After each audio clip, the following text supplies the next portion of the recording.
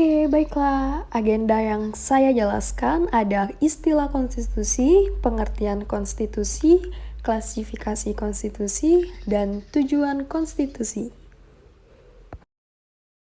Istilah konstitusi, konstitusi constitutio, jus atau ius berarti hukum atau prinsip.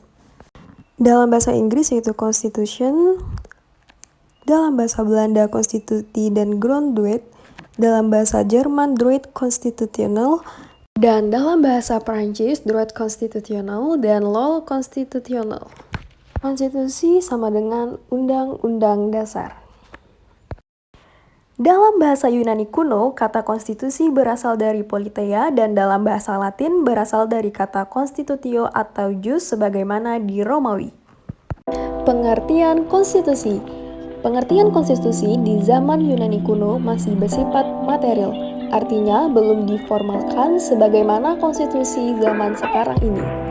Aristoteles misalnya membedakan antara konstitusi dengan hukum biasa. Berdasarkan adanya pengertian kata politeia dan nomoi, politeia dapat diartikan sebagai konstitusi, sedangkan nomoi diartikan sebagai undang-undang. Karl Gottfried Ries dalam bukunya Constitutional Government and Democratic Theory and Practice in Europa and America mendefinisikan konstitusi dalam 5 konsep. Yang pertama, filosofis, philosophical. Yang kedua, struktural. Yang ketiga, legal. Yang keempat, dokumentarian. Dan yang kelima, prosedural. Profesor Dr. Gigi Wolhoff mendefinisikan Undang-Undang Dasar atau Konstitusi sebagai undang-undang yang tertinggi dalam negara yang memuat dasar-dasar seluruh sistem hukum dalam negara itu.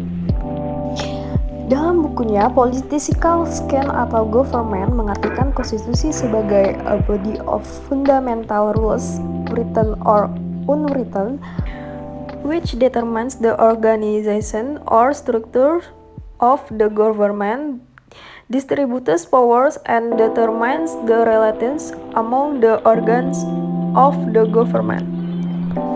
Hans Kelsen dalam bukunya General Theory of Law and State yang telah dialihbahasakan oleh Dr. Rendes Somardi ke bahasa Indonesia mengatakan konstitusi adalah dasar dari tata hukum nasional. Kelsen membedakan konsep konstitusi menurut tinjauan teori hukum dan teori politik. Konstitusi menurut pengertian hukum adalah konstitusi dalam pengertian material yang meliputi norma-norma yang mengatur proses pembentukan undang-undang. Dalam teori politik, konsep konstitusi mencakup juga norma-norma yang mengatur pembentukan dan kompetensi dari organ-organ eksekutif dan yudikatif tertinggi. Dalam bukunya, 1862 membagi konstitusi dalam 2 pengertian. Yang pertama, pengertian sosiologis dan politis. Yang kedua, pengertian juridis. Konstitusi dilihat sebagai satu naskah hukum yang memuat ketentuan dasar mengenai bangunan negara dan sendiri-sendiri pemerintahan negara. Dan Hermann Heller dalam bukunya Staatsrecht mengemukakan 3 pengertian konstitusi, yaitu yang pertama, konstitusi dilihat dalam arti politis dan sosiologis sebagai cermin kehidupan sosial politik yang nyata dalam masyarakat. Yang kedua, konstitusi dilihat dalam arti juridis sebagai suatu kesatuan kaidah hukum yang hidup dalam masyarakat. Dan yang ketiga, konstitusi yang tertulis dalam satu naskah undang-undang dasar sebagai hukum yang tertinggi yang berlaku dalam suatu negara. Klasifikasi konstitusi.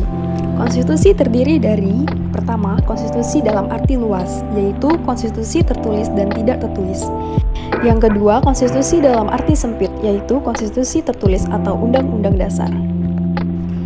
Tujuan konstitusi adalah untuk membatasi tindakan sewenang-wenang pemerintah, menjamin hak-hak rakyat yang diperintah dan menetapkan pelaksanaan kekuasaan yang berdaulat, dan konstitusi sebagai hukum tertinggi dalam negara. Maka tujuan tertinggi itu adalah keadilan, ketertiban, perwujudan nilai-nilai ideal seperti kemerdekaan atau kebebasan dan kesejahteraan atau kemakmuran bersama.